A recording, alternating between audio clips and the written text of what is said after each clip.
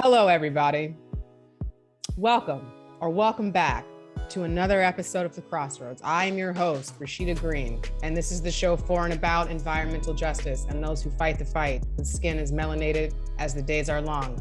Knowledge is power, and we are breaking down stereotypes one episode at a time. Now, I'm very excited because, as Drake said to you, the power of the mind is not a joke. And that is what we are about to experience here today, because I'm joined by none other than the creator of the HipHop Caucus, a man who's devoted himself to issues of environmental justice, a thought leader, Mr. Mustafa Santiago Ali. Sir, how are you doing? I'm blessed. It's an honor to be able to hold space with you. So thank you for having me. You are welcome. You are welcome. So we're going to get into who you are and what you do for those who may not know. But before we get there, I want to give some flowers. This is the part of the show where we honor someone either in our lives or maybe not, who has had an impact on us in a positive way. And would you like to go first? Oh my goodness, there's so many flowers. Well, first flower has to go to my mother, whose birthday is tomorrow. Yay, Leo season. Cool. Yeah, and she is a true Leo. Trust she me. is. So's mine. It's fine. I understand. We can start a group. Yeah, so we'll definitely do that. Other flowers. Oh my gosh, Hazel Johnson, the mother of the environmental justice movement, who embraced me and lifted me up and taught me. Damu Smith, who's also with the Ancestors, one of my mentors, who was probably one of the most phenomenal organizers on the planet, but definitely in our country. Oh my gosh, there's so many flowers. I just give it up to all the ancestors, to all of those who are on the front lines, who are fighting each and every day to make change happen. There may not be enough flowers in the world for the greatness of all that those folks have given. I mean, I agree. And I think just kind of piggybacking off that a little bit, the first person I want to give some flowers to is Dr. Robert Bullard, who is basically like the James Brown of the environmental justice movement. And I would also like to give some flowers to Winona LaDuke, who is an Indigenous activist. Free her. I think she's out of jail now, but I posted about her on my Instagram today and what she stands for. And I want to give her some flowers, because part of what we also have to keep in mind when we talk about our freedom and our liberation is what we're willing to do to get it. So she is a prime example of what that entails. So I just wanted to give her some flowers today. So, sir, let's just get right to it. So for those who may not know who you are, can you give us like a very abbreviated bio of yours? You can just hit the hot buttons, but just like a quick little introduction on who you are. Well, my name is Mustafa Santiago Ali, but we know, yeah. I'm a servant. I'm a servant to my communities and to my people. And I've worked since I was a teenager on social justice issues. I helped to found the Office of Environmental Justice as a student, and helped to create that office. I spent 24 years in federal service, 22 years at EPA, 2 years on Capitol Hill, where I worked for John Conyers when he was chairman of the Judiciary Committee, and who also introduced the first reparations bill and universal health care bill, and a number of other critical pieces of legislation to help those who have often been unseen and unheard. I led the interagency working group that had 17 federal agencies and departments and a couple of White House offices, and just have planted seeds, throughout my time, and tried to do what I could to support the about 1,000 communities that I've worked in, both domestically and internationally, to help to achieve both health justice and economic justice and environmental justice. So, that's a part of who I am. It's in my DNA. I come out of a family, a strong faith-based family, who often share with my brothers and sisters and I that they never told us what we had to do, but they did say you have to find a way to give back. And I've been trying to give back for as long as I can remember, and hopefully until I take my last breath. Yeah. And, kind of just teasing out a little bit more. One thing that people may know you for, because congratulations, you were also spotlighted as one of the top African American organizations to follow, inclusive of Black Millennials for Flint, is the HipHop Caucus. Mhm. Can you talk to us about that first? Let me say what I would like to know. I would just like to know what prompted you to be able to see the necessity to bridge the gap between the hip hop community and public policy and social justice. Well, I'll give some breaking news also. So, when it comes to the Hip Hop Caucus, Reverend Lennox Yearwood is the person who founded the Hip Hop Caucus. Mhm. It came together out of four different organizations. And Lennox and I have been friends for years. We used to play basketball against each other in college and a number of other things. So, Jay-Z had an organization, Russell Simmons had an organization, and there were a couple of others. And all that came together with the need to make sure that the hip hop community actually had a voice, especially around policy, around environmental and climate issues, around voting issues, and a number of other things. So, I worked at the Hip Hop Caucus for a while, and still continue to partner. Rev and then the family are still doing amazing, incredible, transformational work. So everybody who's listening, if you want an organization to donate to, whether it's your time or your precious resources, the Hip Hop Caucus is one of those that you should most definitely take a look at and should give strong consideration into helping to fund. Because if we don't fund our own organizations, then we can't expect anyone else to. And if we are not willing to fund our own liberation, then we can't expect anyone else to. So, the work that continues to go on is so incredibly needed. And I'm blessed to have been a part of that, being able to work with so many amazing creatives, which we don't give enough props to in the work that many are doing. Now, yes, we have some brothers and sisters who have not yet evolved into, Not quite. into understanding that our intertwined liberation. Sometimes folks make it and they forget where they come from. Luckily, that's not everybody. Uh, Luckily. I'll just call out, folks like Antonique Smith, Grammy nominated singer and actress, and someone who talks the talk and walks the walk at the same time, has been a long champion for our issues and has also been, a part of the caucus. You got folks like my brother Two Chains. Uh, Come on, titty boy. exactly. And Juicy J, they just I'm made just kidding. Ignore that face. Carry on. I love Juicy J's. No problem.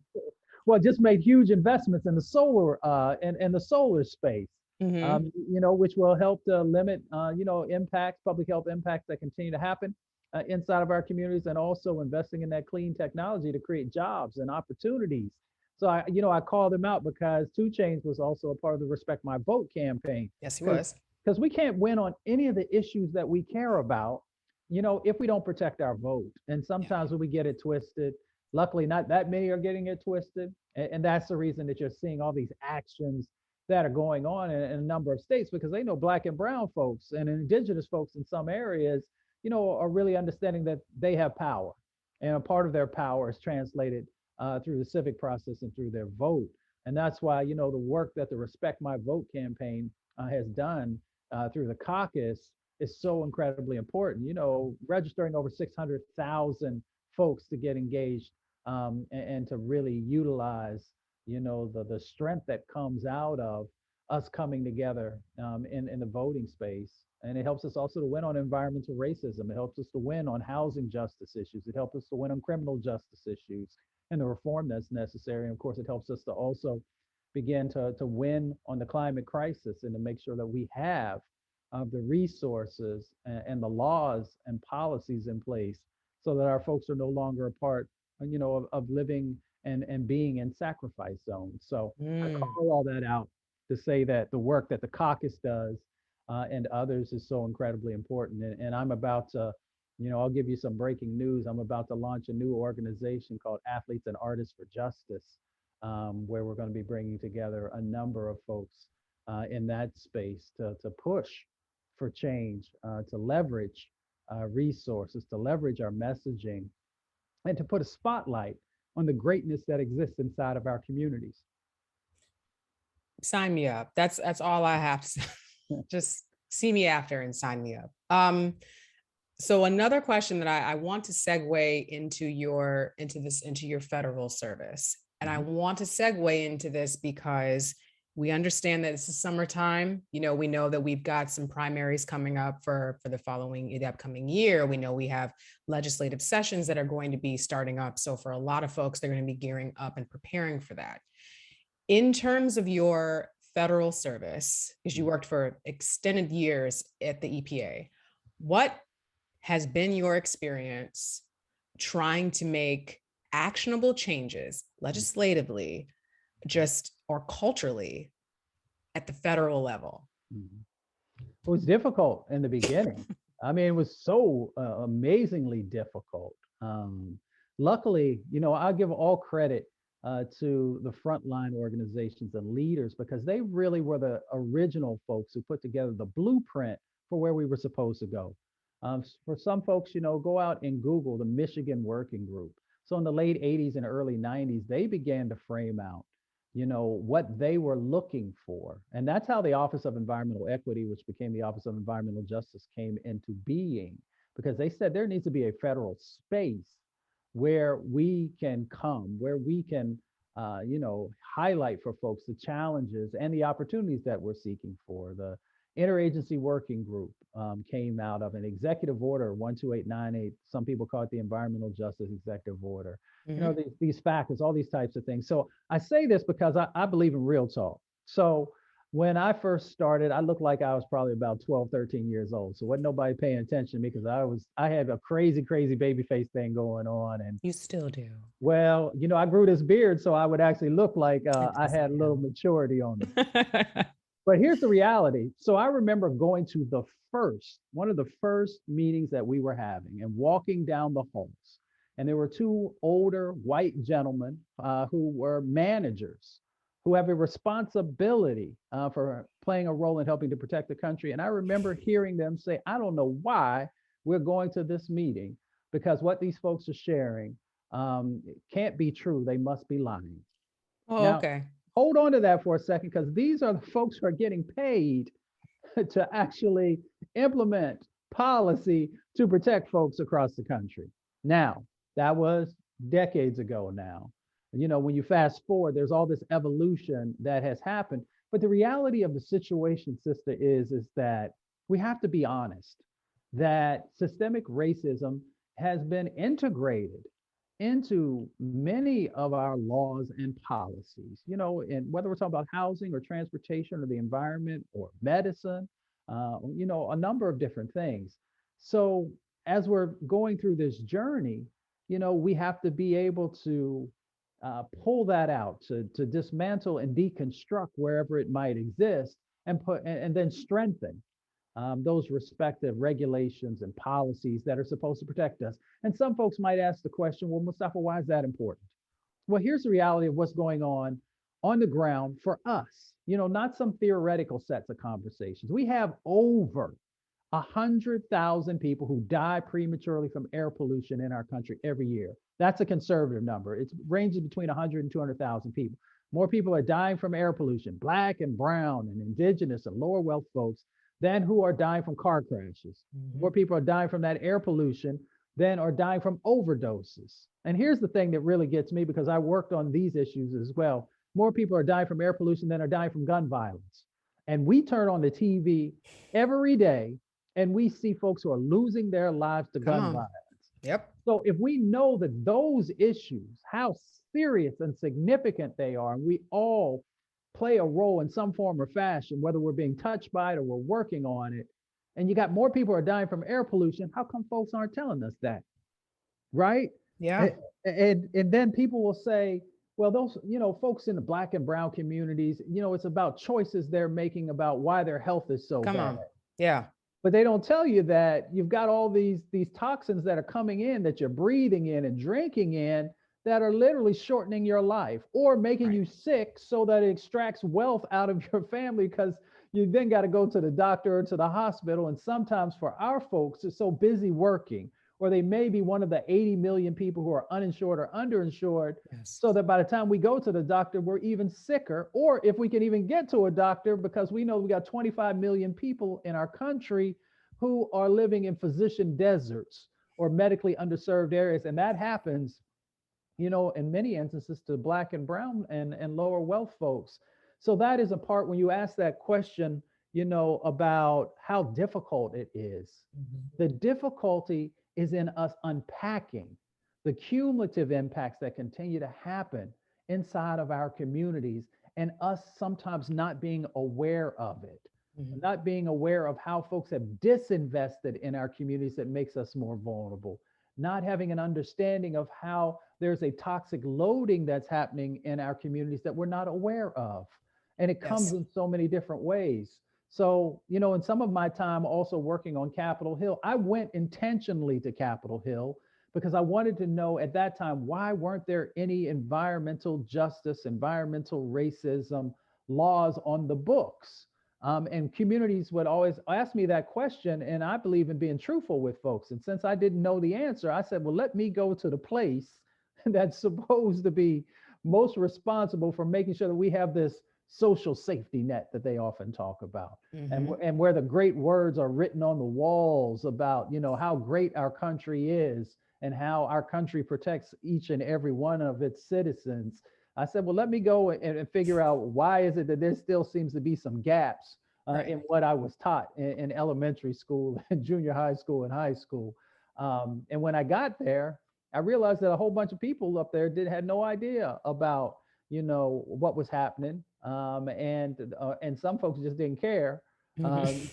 Um, so I said, I'm going to take this knowledge and then I'm going to go back. I'm going to work with communities across the country so that we can begin to build some of this on the local and the county and the state and eventually the federal level. And we now find ourselves in this moment where everybody talking about environmental racism or environmental justice. A lot of folks are talking about climate justice Mhm. and the climate emergencies that we find ourselves in because you can't ignore it anymore.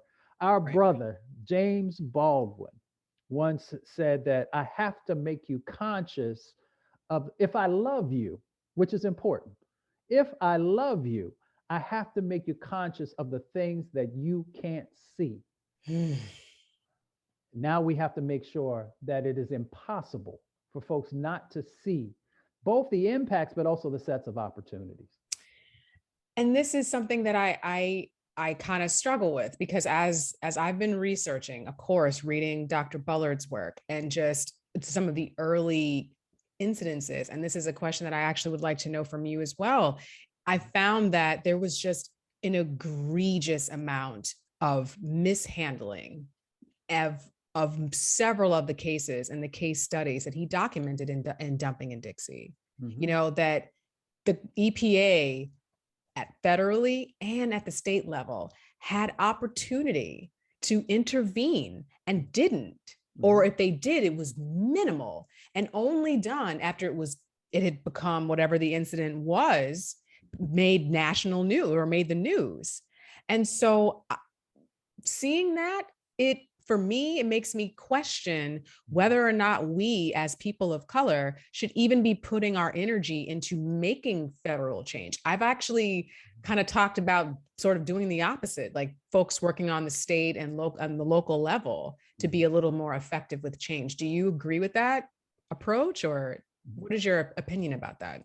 I think we have to do both. And the reason we have to do both is because the federal level decides where resources are going to go. Right. So if we sort of, pull back from that, then, what's needed may not ever make it to the states and the county and the local level. And we also got to make sure that on the federal level, the actions and those resources, that there's real accountability built into the process. Now, the reality that you raise, which is so critically important, is that, most folks may not ever meet somebody who's working, one of those congressmen or congresswomen or senators on the Hill. But you more than likely will bump into somebody who works in your state house or on your county commission, or on your local government. So there's that I see you interaction, of At accountability. Target. Yeah. Exactly. It's difficult for folks to drive to Washington, D.C., and sometimes even to go to some of those offices that members have. Hmm. But you know what? I'm going to see such and such in the grocery store. And I'm going to make sure that you know what my expectations are. So we have to have both of those. But the difficulty that we're in this moment that we've got to fix is that if we're not also making sure that we're honoring our vote, then we get all these other dynamics that are going on. So let me just unpack this real quickly for folks. So, in many instances, these sacrifice zones that we often talk about have come into being because of redlining or restrictive covenances or these zoning types of things that were put in place. And now, when people are trying to weaken or take away our vote, which is in essence what they're doing, then you also have the gerrymandering that comes that's associated with that. And when you get that gerrymandering in place, it also impacts wealth and where Hmm. dollars are going to go, but also it tips the scales on who will sit in your counties and on your state houses and the laws that will be implemented or enforced. So we've got to understand the game that's going on. And we've got to just make sure that where we can, and everybody only has so much time, so much capacity. And so we've got to have good folks who are focusing on the federal level. We have to have good folks who are focusing on that state and county and local level. And we got to do a better job of making sure that whichever area you're focusing on, that there's that intersection where we're Yes. making sure that we are coordinating our efforts. But for me, especially in this moment moving forward over the next, till we get to the midterms and until we get to 2024, I equally tell folks that we got to stay focused on making sure that we have our vote actually being honored and creating additional opportunities for folks to get into that space, or we won't have the resources and we won't have the structure to be able to not just protect our brothers and sisters, because sometimes we get into the mentality because we're so used to getting beat down. We're Mhm. so used to playing defense all the time Yes. that we miss the blessings, the abundance, and the opportunities that exist with these new sets of vehicles and opportunities, whether we're talking about the clean economy or a number of other things, where we got to also be focused on creating wealth inside of our communities. And often when we're having environmental conversations, climate conversations, we don't talk about how do we take this moment and also build wealth inside of our communities. And that's a part of legislation and policy. Yes, it is. And I just wanted to say very quickly about the gerrymandering piece that that's not just a tool employed by the Republicans. Right. The Democrats are doing this too. So like it's happening in the state of Maryland. I think we're actually getting ready to do some of the redistricting now. So like this is not just something that only benefits Republicans. If folks are thinking about that in that way. And so another thing that I want to also ask you is, was there a specific environmental case that made you say, okay, like it's time to get involved? Or was it just always something that intrinsically you knew that you needed to do? Well, I think God knew I needed to do more than me. I mean, there have been, so some folks probably know I've worked on almost every issue there was out there. I worked man made disasters, I worked natural disasters, everything from, Katrina, the BP oil spill. Mhm. I mean, I can go down the laundry list of different things. So you had those, and what happened in Flint, Michigan. Those were the things that just blew my mind Yeah. because I was just like, how in the world could we allow? Because we allowed a lot of stuff, to go down over time. Um, there have been the cases in Mossville, Louisiana, Mhm. where folks, had all these toxic chemicals in their blood. Yeah. I mean, there have been so many cases over the years where you're just like, you take a step back, and as a person of color, you understand what's going on, but you're like, how is it that you don't value people's lives more? Because that's what it really comes down to, is the lack of value for people of color in many instances, and lower wealth communities. So there's never been just one case. It is the totality of cases over the years.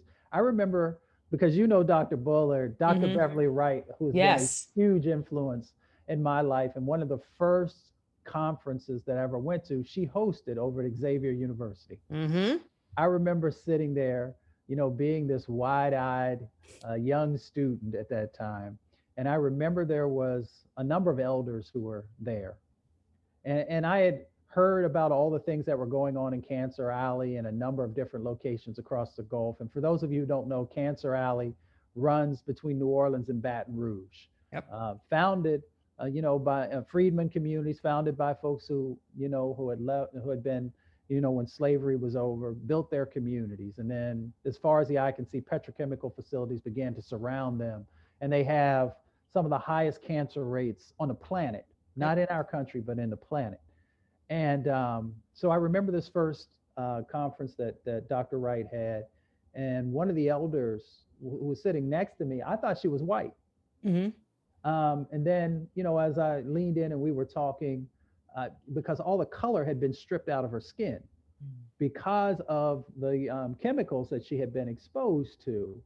And for me, I remember her whispering to me in my ear, "I'm glad you're here," because I was one of the few young people who were there.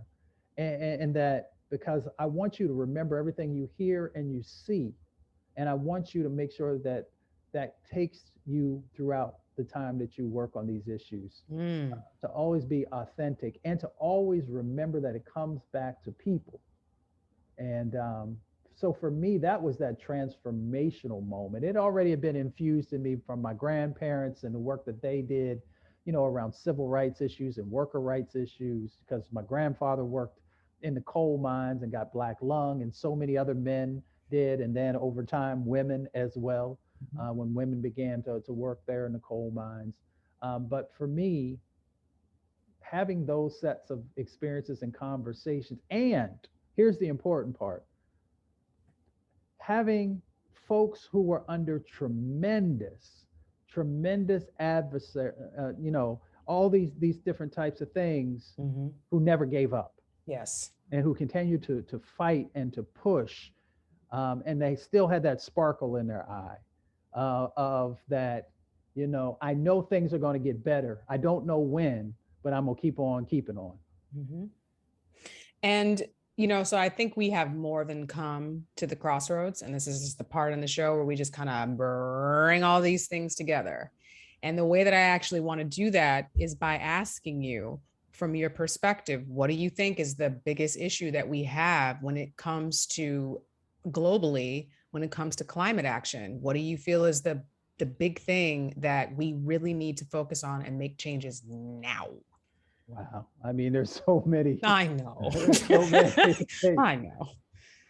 Well, Pick two. I'm going to always say centering the voices and experiences, um, of communities, especially communities of color, because many of the solutions are there. Because inside of our communities, we have frontline leaders, we have scientists, we have engineers, we have poets, we have rappers, Mhm.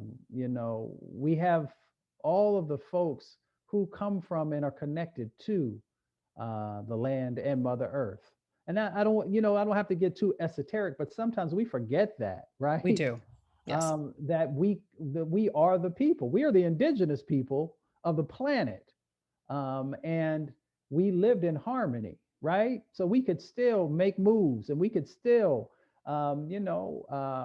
make sure that everything that was needed wasn't exploited. Yes. We didn't have an extractive um, community of people. So when we look at this moment that we find ourselves, and for me, the centering of those folks, of our folks, is so incredibly important.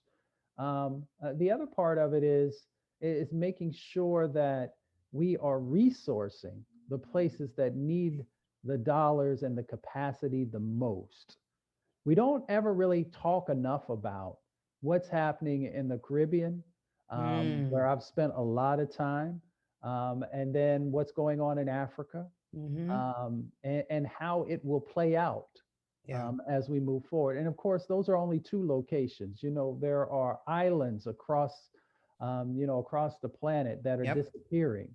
Um, but these stressors that are going to continue to come from the climate crisis are also going to move people from their traditional lands, from their traditional spaces and places, which will then bring all these other dynamics to bear. And we see them already playing out: the Yeah. destabilization of governments, the famine that comes with these lack of actions, the poverty that will be associated, and a number of other dynamics. But it doesn't have to be that way. That's the beauty. We have a North Star. We know the things that we need to do to be able to mitigate many of these impacts. And we've got to be able to come together to make that happen. And I'm still optimistic, but I'm also cautious.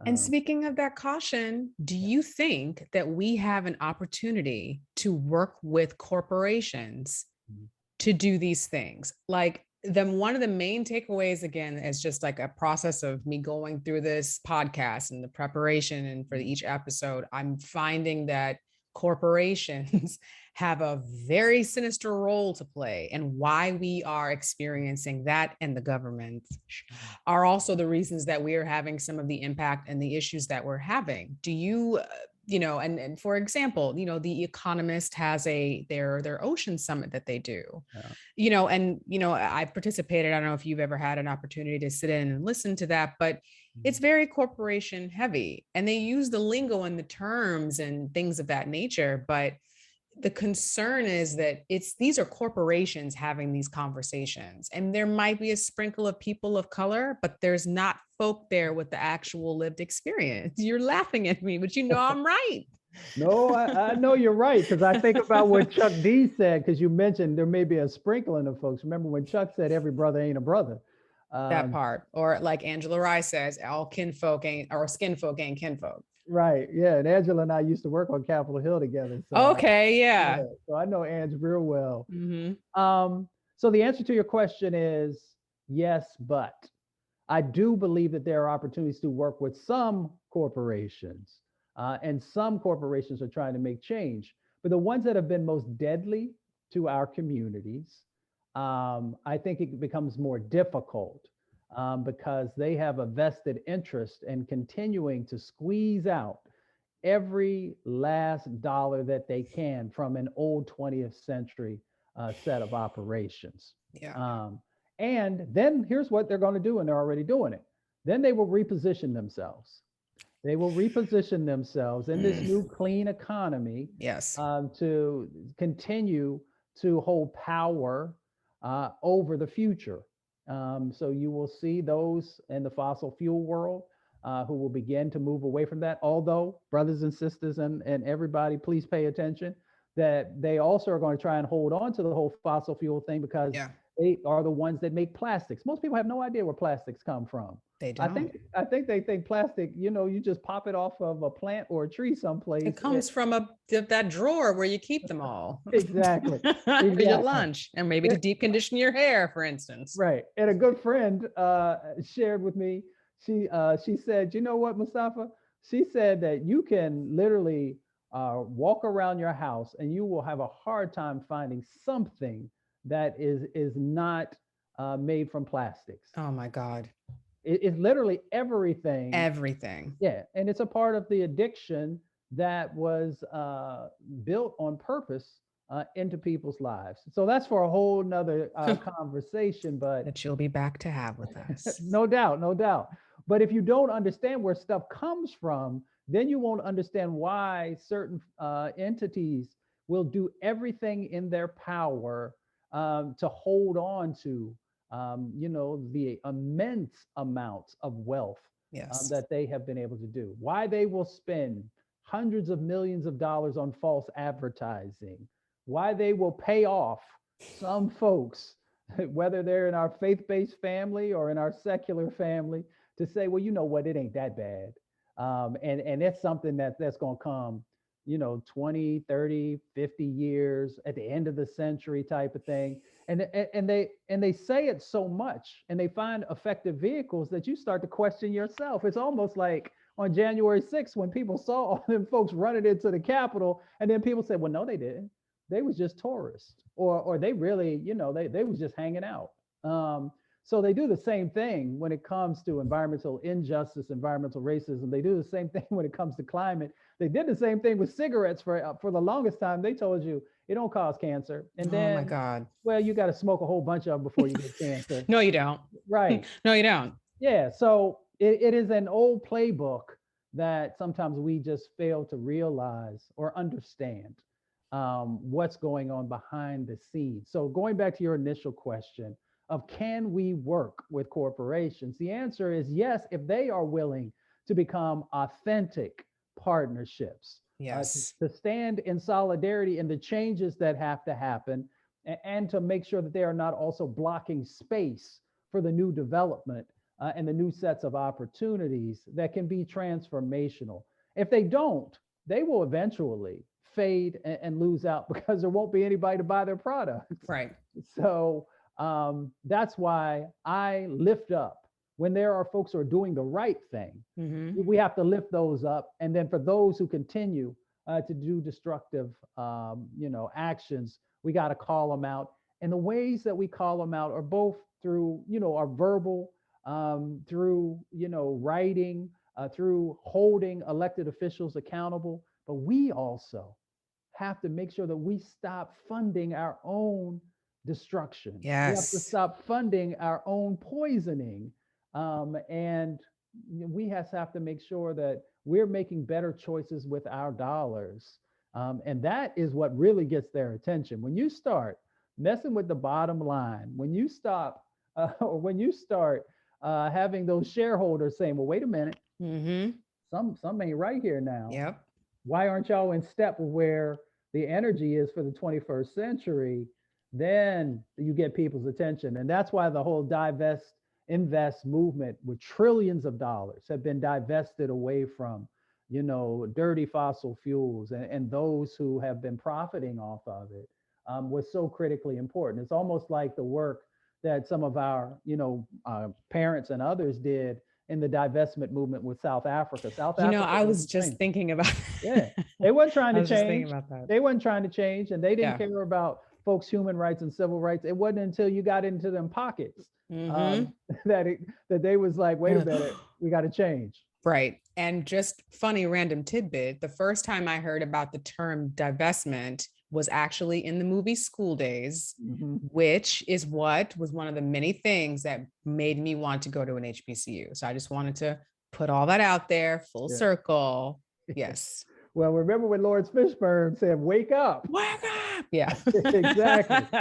People are waking up, and Yes. people are also, the beauty of this moment also is that, you know uh, black brothers and sisters, Latinx brothers and sisters, Asian and Pacific Islander, indigenous brothers and sisters, the LGBTQIA plus community, and so many others have been coming together, around racial injustice issues, and saying this is not going to be the 21st century in America. Yes. And that is powerful, and that scares people when you have folks coming together to force change. Yeah, and I think that it's been challenging because there's a lot of things that separate us. There's a Mhm. lot of obvious inner fighting and inner tensions that I think we as people of color have to work through, Mhm. kind of apart from the white gaze, as a friend of mine likes to call it, Mhm. so that we can actually begin to like group together and heal. Now, before we before we close, I'm not going to gush, I promise. But I might gush a little bit, but I do want to ask you, what are some key actions, either things that you are personally working on or that that you are affiliated with that is work that is ongoing that Mhm. folks can jump on right now? Mm. Well, right now, the For the People Act is a big one for me, and I work with folks on that issue. If we don't get that right, it's going to be really, really hard on many of the other things that we care about.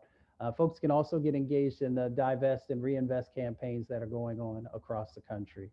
I'm really big also on this new clean economy and making sure that we're not just workers in that space, but we actually own the businesses that are in Yes. that space. Because I'm all about building wealth in our communities. Because when we have wealth, then that gives us the freedom to Yes. be able to say what you need to say and to also make sure that you're uplifting others who come from the places that you come from. So we launched the Clean Economy of Color Coalition a few months ago, and we've had just an overwhelming response of folks who are getting down with that. And then we also started doing the safe spaces work, which was so important because so many folks, you can't go into Central Park without worrying about, somebody saying and doing something crazy that could end up Or hurting you Victoria's Secret. or Victoria's Secret. So if you can't go into those spaces, right, and Right. feel safe and welcomed and honored, then it makes it real difficult for you to go to a national park where you might not have cell phone service. Yeah. And if something pop off, is your word against somebody else's. So we've been doing work in that space as well.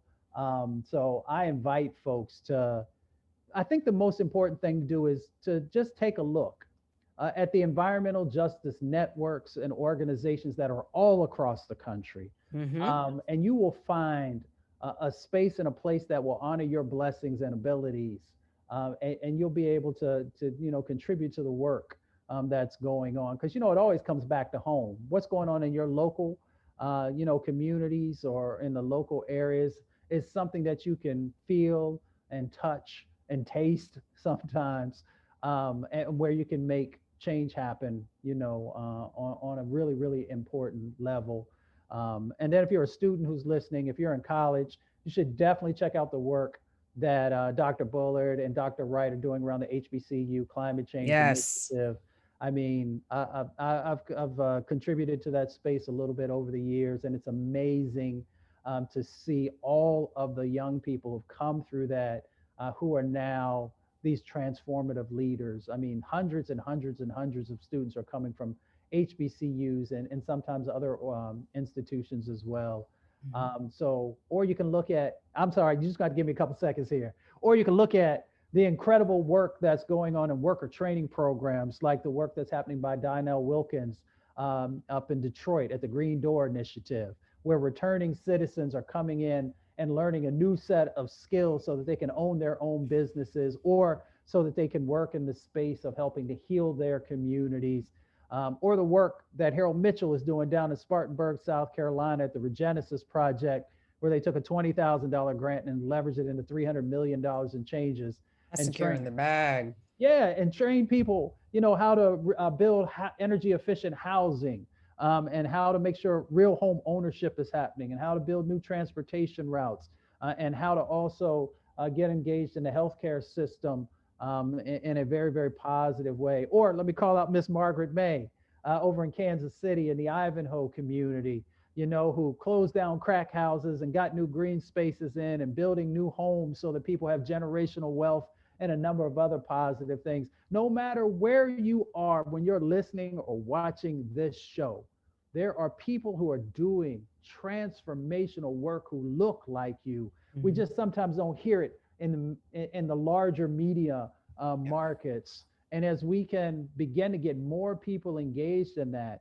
we can improve our health and we can build wealth, Yes. which is so incredibly important. So those are just some of the things that I'm focused on and involved with. But it's really the moment for us to make sure that we are not just holding people accountable, but that we are making sure that we are building stronger foundations inside of our families and inside of our communities. Mustafa, my heart is full. Like my heart is full on this here Friday, on the full moon. I mean, fullness when I tell you. Before we depart, Mhm. um, how can folks get in touch with you? How can they follow you? Provide us all the things so we can just be following you like I have for the last couple of years. Well, I appreciate all the love and support that I've gotten from so many folks. You can go to mustafasantiagoali.com. My website is there. You can check out some things that are going on, and also link up on Twitter. You can find me at EJ in Action. I drop a lot of videos there. I try and, hopefully help folks to understand opportunities that are out there, but also call out injustice wherever it might be. So, we got some space that's going on there. You can catch me over on the IG, also at Mustafa Santiago Ali. So we can get at that. I haven't yet learned how to properly utilize TikTok, but y'all might see me dropping some new moves, but I'm kind of busy. So you're like, are they still doing the bump? Right, No. pretty much. Yeah. So I'm gonna leave that to folks who are really, really good in that space. I'm not.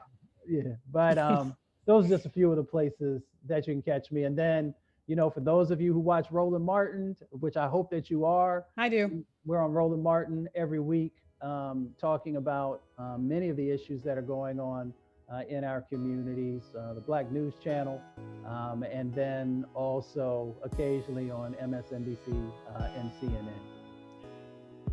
Everyone, I hope that you all have enjoyed this episode. I got to get off here so I can ask Mustafa like 15 more questions if he will allow me. So thank you all for joining us, and we will see you again at the crossroads.